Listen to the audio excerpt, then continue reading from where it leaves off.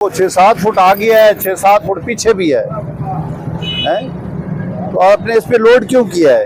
तो मोटरसाइकिल वाला इसमें लग जाता है, पीछे आके देखें। नहीं, माल को ने लोड करा है, चलाने वाला तो है। लाइसेंस किधर है तुम्हारा? तो नहीं, आईडी कार्ड है ये। मैं कह रहा हूँ आपका लाइसेंस किधर है? नहीं बना हुआ, शनाख्ती कार्ड किधर है? ये चलान हुआ। बस ठीक है, हम आप पे FIR दे रहे हैं। ये देखो आपने पीछे कितने फुट है, 10 फुट आपने पीछे किया हुआ है। ये कोई गाड़ी लग जाती है इसमें, बस लग जाती है, कोई मोटरसाइकिल वाला लग जाता है, तो फिर क्या जवाब देंगे? तो इतनी खतरनाक ये आप चला रहे हैं, और इतना देखो सरिया आगे है, 7-8 फुट आगे है, 8-10 फुट आगे है, पीछे है सरिया। चलाने वाले आप हैं या कौन है? मालिक है आप है ना।